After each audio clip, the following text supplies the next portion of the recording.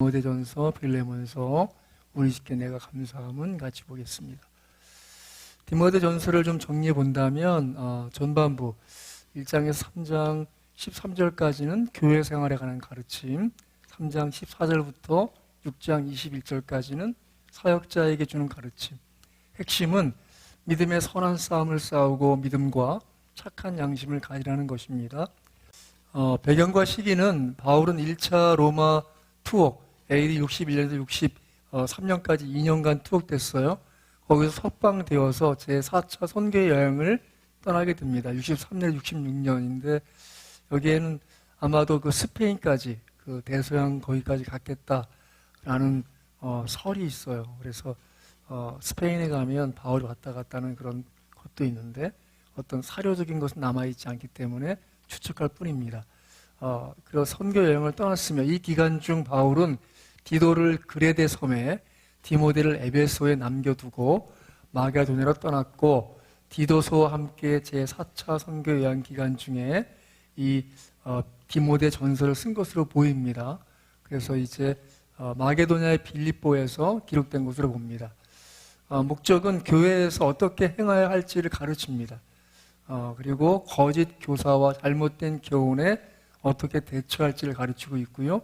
교회 내 일꾼들을 세우기 위한 올바른 기준을 제시합니다. 여러분, 여러분의 고민은 무엇입니까?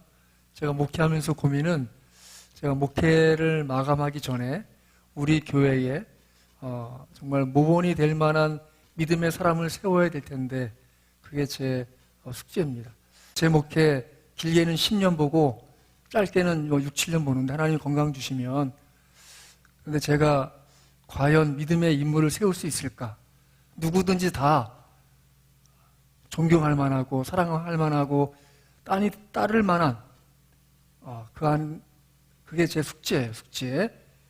바꿔 얘기하면 여러분 중에 있을지, 아니면 새로운 누가 전도되고 들어와서 그분이 우리 교회 멋있는 지도자가 될런지는 모르겠지만, 아니면 거꾸로 이런 생각 때봅니다. 아무도 세우지 말자. 그게 더 좋겠다.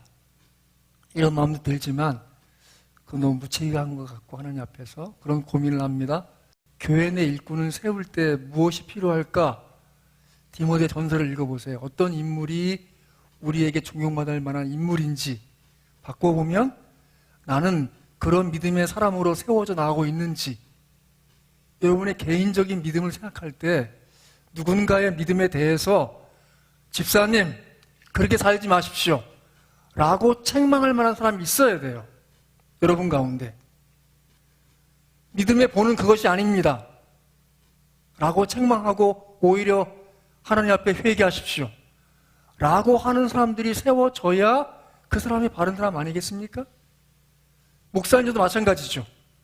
무엇입니까?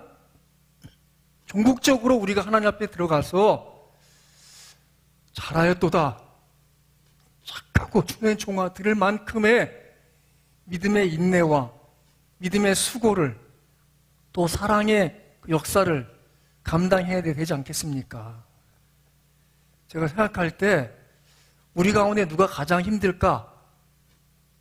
가장 누가 안 힘들까? 거꾸로 얘기할게요. 아무도 안 만나고 아무도 연락하지 않는 사람이 제일 안 힘들어요. 누가 제일 힘들까요? 일일이 찾아보고 일일이 물어보고 일일이 문자하고 아무도 보지 않지만 하나님 앞에서 그 영혼 위하여, 그 가정 위해서 하나님 보시는 눈물이 있는 그 사람, 제가 볼 때는 가장 힘든 사람이에요. 하지만 하나님은 그 사람을 귀히 여기시고 주실 만한 위로와 격려와 예비하신 복을 주신다고 믿습니다. 여러분 스스로에게 질문해 보십시오. 나는 이 성경을 읽고 과연 성경에서 보여주는 그런 믿음의 인물이 되고자 하는가? 아니면 겨우 나 하나 붙잡고 씨름하고 있는가 말이죠. 여러분들이 여러분 자신을 넘어서서 다른 사람의 믿음을 붙잡고 씨름하는, 믿음이 없는 사람을 믿음 안으로 이끌고자 하는 그런 수고로 있길 바라고, 믿음이 연약한 사람들에 대해서 주 예수의 마음을 가지고 하나님 주신 칭찬을 바라보고 그 영혼을 그렇게 칭찬받을 영혼으로 세우기 위해서 잠깐의 수고로움을 감수하고 때때로 책망하고 권면하고 위로해야 된다고 믿습니다. 잊지 마십시오. 빌레몬서의 내용을 보겠습니다. 빌레몬서는 바울 사도가 쓴 가장 짧은 서신입니다. 다 한 장으로 되어 있습니다. 1장 16절까지는 감사의 기도와 오네시모라는 사람을 소개합니다. 여러분, 우리 인생에는 하나님의 섭리가 있어요. 우리가 누구를 만나고 누구를 또 헤어지고 또 다른 만남을 갖는 모든 그 사람의 관계 속에 하나님의 일하심이 있습니다. 하나님이 어떻게 일하십니까? 물건을 통해서 일하십니까? 예, 맞습니다. 물건 통해서 일하십니다. 하지만 하나님은 사람을 통해서 일하십니다. 믿습니까? 사도 바울이 감옥에 있을 때 같은 감옥에 갇혀있던 한 사람을 만납니다. 들어보니까 사도 바울이 아는 사람을 아는 거예요. 어떻게 알지? 제가 그 분의 노예였습니다. 제가 그분의 집에서 좀 훔쳐서 탈출해서 로마로 왔습니다. 왜 로마로 왔을까요? 그 시대의 가장 번잡한 도시는 로마예요. 가장 사람 많은 도시에 숨어들어서 이제 자기의 노예의 신분을 숨기고 살게 된 것이죠. 그 당시에 노예는 사람 취급받지 못했고 짐승 취급받았어요. 심지어 황제도 노예를 그 주인의 허락을 받고야 그 노예에 대해서 황제의 권한을 행사했을 정도로 노예에 대한 주인의 권한이 정말 강했던 시대. 그 시대에 오네시모라는 한 종이 빌레몬 사람의 였는데 사도 바울과 같은 감옥에 갇히게 된 거죠. 사도 바울이 전도해서 오네시모를 우리 형제다 하고 오네시모를 형제 삼았어요. 그런데 또 오네시모는 믿음이 좋아서 사도 바울의 일을 돕는 사람이 되었어요. 그러니까 어차피 이제 빌레몬이 알게 될 텐데 빌레몬에게 오네시모를 보냅니다. 그냥 보낸 것이 아니라 이 빌레몬서와 같이 보낸 서신서가 바로 골로새서예요. 자, 같이 볼까요? 골로새서 보겠습니다. 자, 골로새서 4장 보세요. 4장. 골로새서 4장. 먼저 7절 읽고 9절 읽겠습니다. 자, 시작. 두기고가 내 사정을 다 너희에게 알려주리니 그는 사랑받는 형제요 신실한 일꾼이요 주 안에서 함께 종이 된 자니라. 네, 9절이요. 시작. 신실하고 사랑을 받는 형제 오네시모를 함께 보내노니 그는 너희에게서 온 사람이라. 그들이 여기 일을 다 너희에게 알려주리라. 예, 오네시모는 그 이름의 뜻은 유익한 자예요. 정말 근데 그는 유익한 자가 되어서 다시 골로새에 있는 빌레몬의 집에 되돌려 보내면서 골로새 교회의 편지와 빌레몬서 그 편지를 가지고 두기고와 함께 보낸 거예요. 그래서 이제 그 오네시모가 용서받도록 바울이 그 모든 걸 책임지겠다고 얘기하는 면이 생기는 것이고, 또 한 가지 참고할 것은 골로새서 4장 17절입니다. 같이 한번 읽겠습니다. 시작. 그에게 이르는 주 안에서 받은 직분을 삼가 이루라고 하라. 예, 여기 아키포는 정확하게 나와 있지 않지만 빌립보서 1장 2절에 보면 자매 아비아와 우리와 함께 병사된 아키포와 내 집에 있는 교회에 편지하노니 했는데, 그 빌레몬서 1장 2절에 나오는 아비아는 빌레몬의 아내고 바로 그 아키포는 그 빌레몬의 아들로서 골로새 교회의 그 사역자, 그러니까 담임 목사는 아니지만 그 교회에서 함께 동역했던 사역자로 여겨지는데 아마도 빌레몬의 아들로 여겨져요. 그렇게 그 과정에서 이제 오네시모를 위해서 간구하기 위해서 이 서신서를 쓴 거죠. 그래서 이 빌레몬서는 노예 해방의 중요한 동력이 되는 말씀이 담겨 있는 거예요. 왜죠? 1세기에는 노예는 짐승이에요. 노예는 그냥 사물이에요. 노예는 생사 여탈권이 주인에게 있어서 그 좌지우지할 수 있는 존재였지만 그 당시에 하나님의 사람 사도 바울은 오네시모를 동역자요 형제로 여길 뿐만 아니라 그렇게 소개를 하죠. 자, 그래서 이 목적은 이 골로새 교회 지도자 빌레몬의 믿음과 그 사랑을 칭찬하고 빌레몬의 종 오네시모의 회심과 형제로 받아줄 것을 호소하고 추후 석방되면 숙소를 마련해 줄 것과 중보 기도를 부탁하죠. 이것이 이제 빌레몬서의 목적이에요. 오늘 좀 제가 볼 것은 이것입니다. 우리 주께 내가 감사함은 이 디모데전서 1장 12절 이후의 말씀에 감사하는 이유를 이렇게 정리했어요. 나를 충성되이 여겨 내게 직분을 맡기시니. 충성되이 여기다. 충성이란 말이 좀 우리가 선뜻 그 어떤 뜻인지 명확하게 다가오지 않지만 원어의 뜻은 무엇인가 하면 믿음직스럽다는 거예요. 믿음직스럽다. 믿음직스럽게 하나님이 여겨주신 것을 감사하는 것입니다. 믿습니까? 따라하십시다. 이만한 믿음까지도 하나님은 나를 충성되이 믿음직하다고 여겨주시니 감사합니다. 여러분 생각할 때는 조금 더 나은 믿음, 또 완전한, 정말 거룩한 어떤 수준이 되어야 하나님께 감사할 수 있을 것 같아요? 아니에요. 여러분 이제 막 걸음마 뛰는 아기도 부모 입장에서는 걸음마 자체가 큰 위로고 격려고 기쁨인 것처럼 믿음에 이제 걸음마 떼고 있는 나에 대해서 하나님은 기쁘게 봐줄 줄 믿습니다. 그걸 믿음직하게 여겨주시는 거죠. 뿐만 아니라 이렇게 고백합니다. 죄인 중에 내가 괴수다. 괴수란 말은 다른 말로 하면 두목이에요. 두목. 사실은 사도 바울의 신앙이라는 것이 점점 자라가고 넓어져가고 높아져가고 깊어져 가요.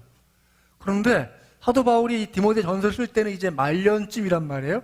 예수 믿고 나서 한 30년이 지난 정도의 시간이 지났는데 그가 그제서 뭐라고 하는가 하면 나는 죄인의 괴수다라고 얘기해요.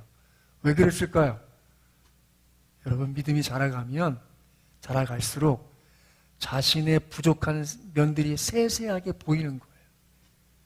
믿음이 어리면 내가 하나님 앞에 부족하고 연약하고 어리석은 것들이 구체적이고 세밀하게 보이지 않아요. 근데 신앙이 성숙하면 성숙할수록 내가 어느 부분에 정말 미세한 부분이 너무 부족해서 하나님 앞에 설 때마다 송구스럽고 죄송스러워서 사도 바울로서는 나는 죄인 중에 괴수다 라고 할 만큼 받게 되지 않는 것인데 분명하게 사도 바울은 자기의 과거를 이해하고 있어요. 내가 전에는 비방자요, 박해자요, 폭행자였으나 비방자란 말은 말로써 누군가를 상처낼 때 쓰이는 말이에요. 그러니까 누군가에 대해서 그 사람이 상처가 날 만큼의 말을 너무 쉽게 했던 사람인 것이 스스로고, 박해자라는 것은 괴롭히고 잔인하게 굴다는 의미예요. 그러니까 누군가의 상처와 누군가의 고통에 대해서 좀 둔감한 사람이 자기였다는 것이죠.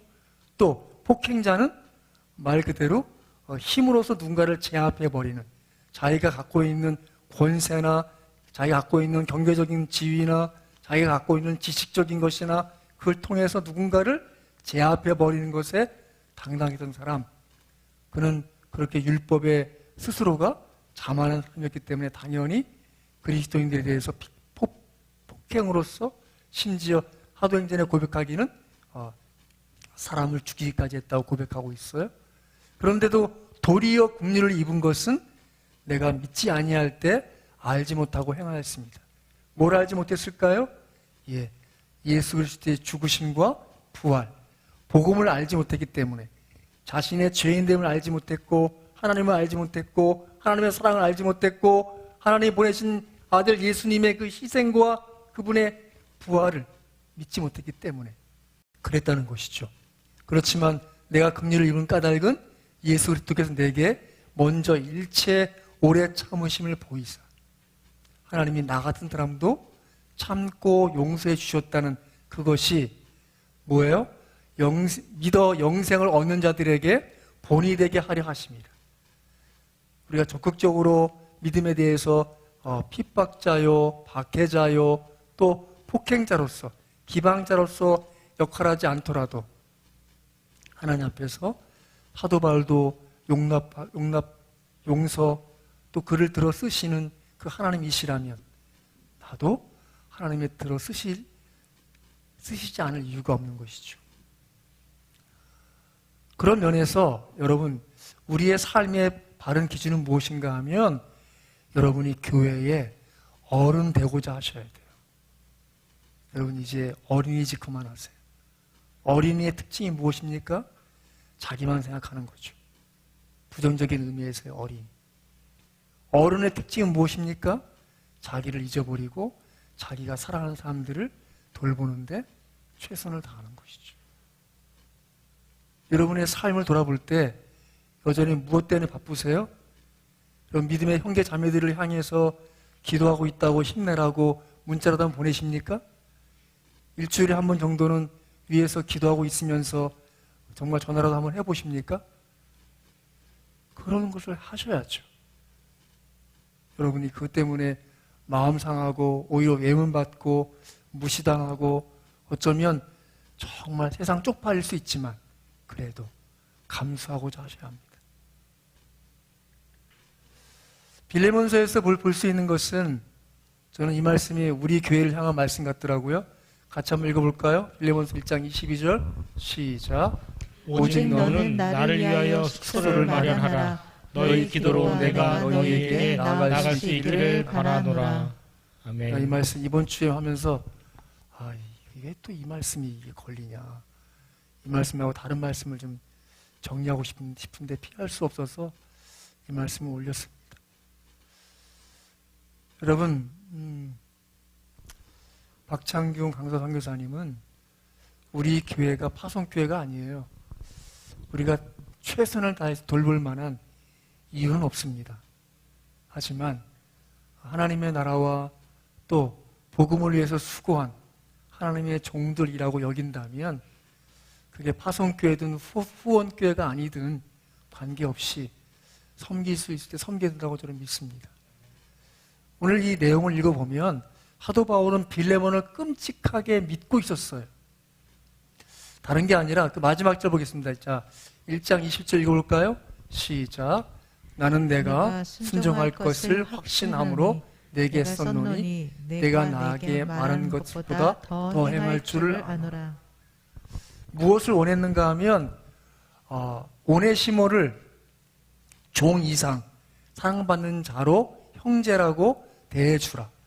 또 뿐만 아니라 동역자로 여기고 마치 나를 대하듯 사도 바울을 대하듯이 대해야 되라는 거예요.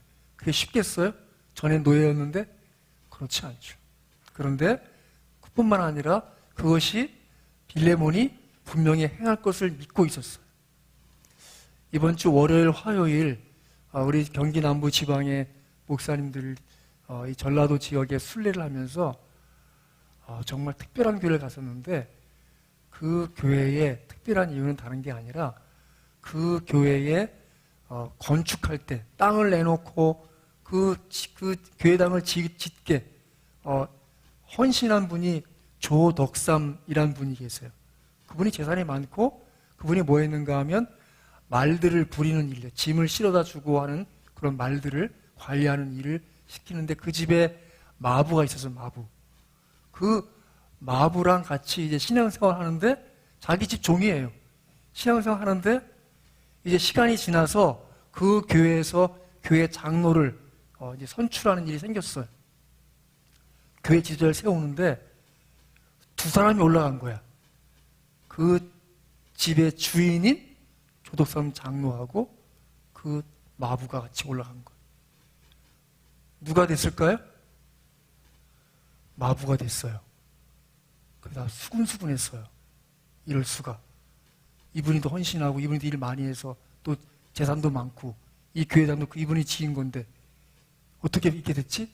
교인 다 놀라고 이제 어쩌나 했는데 그 조덕삼 장로님 앞에 나와서 제가 믿음이 부족해서 여러분 앞에 세움받지 못한 것 하나님께 감사합니다. 저는 오히려 세움받은 이 장로님을 잘 섬기겠습니다. 정말 섬겼고 이후에 신학대학을 보내줬고 그 학비를 다 냈고 다시 그분이 그 교회 목사로 부임했는데 그분을 목사로 잘 섬겨서 그게 그 장로교의 유명한 이야기가 되고 그 동네는 더 그렇고 지금 그 교회당은 남아있는데 왜 남아있냐 하면 기역자 예배당으로 남아있어요. 기역자. 그 기와로 지어있는데 왜 기역자냐면 그 당시에 유교 문화 때문에 남녀가 같이 예배드릴 수 없기 때문에 한쪽은 여성도 한쪽은 남성도. 그 중요한 건 이 중간에 커튼이 쳐 있어. 더 중요한 건 목사님도 커튼을 치고 설교를 해. 남자 성도만 보고. 뭐 그러다가 이제 결국은 이제 커튼이 이쪽인 쳐주고 또 이쪽이 또 쳐주고 그런 일이 생기는데 아무튼 그게 그 교회의 특별한 전통이고 은혜더라고요. 여러분 어떻게 생각하십니까? 우리 주일학교 출신이 여기 담임 목사로 온다면 잘 모시겠습니까? 저거 어릴 때 장난꾸러기 말썽장이도만 자식이 말이야. 컸다고 말이지. 그러시겠습니까? 어떻게 생각하세요? 또 반면에 지금 여러분이 지금 서리 집사로 계신 분들 중에서 한 분이 우리 교회 유일하게 안수 집사가 됐다면 다른 분은 어떻게 하시겠습니까? 여러분, 하나님이 여러분을 믿어주셨습니다. 믿습니까? 사도 바울이 빌레몬을 믿었기 때문에 오네시모를 그 집에 돌려보낸 거예요. 여러분 마음속에 하나님이 여러분의 믿어주심에 대해서 반응하십시오. 뿐만 아니라 서로에 대해서 그렇게 믿고 기대해 주십시오. 그것이 하나님의 뜻인 줄 믿습니다. 여러분과 제가 그것 때문에 하나님께도 감사할 것이 많은 남은 인생 되시기를 주의 이름으로 축원합니다. 여러분, 빌레몬 뒤에 누가 있었습니까? 사도 바울 뒤에 누가 있었습니까? 디모데 뒤에는 누가 있었습니까?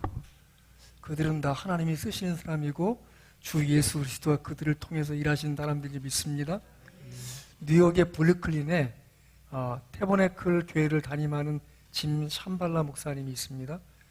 그분이 그분에게 인터뷰하신 목사님 얘기가 그래요. 목사님 특별하신 것 같습니다. 왜냐하면 그분이 뉴욕의 그 많은 그 불황자들이나 또 마약하거나 그런 사람들을 다 돌보고 그들을 통해 하나님의 새 일을 하시는, 그래서 정말 미국에 영향력이 있는 교회예요. 그런 일을 하기 때문에 인터뷰했는데 그분이 목사님 스스로 뭐 어떻게 생각하십니까? 라고 했더니 저는 자격이 없는 목사입니다.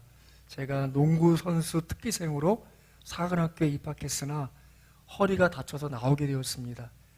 그때 아무것도 할 것 없어서 있을 때 저희 장인어른이 저를 찾아오셔서 저기 쓰러져가는 교회가 있는데 그 교회 가서 목회를 한번 해보시게 라고 얘기했다고 합니다. 그러자 그 장인에게 말씀드리기를, 장인어른 제가 책을 읽은 게 있습니까?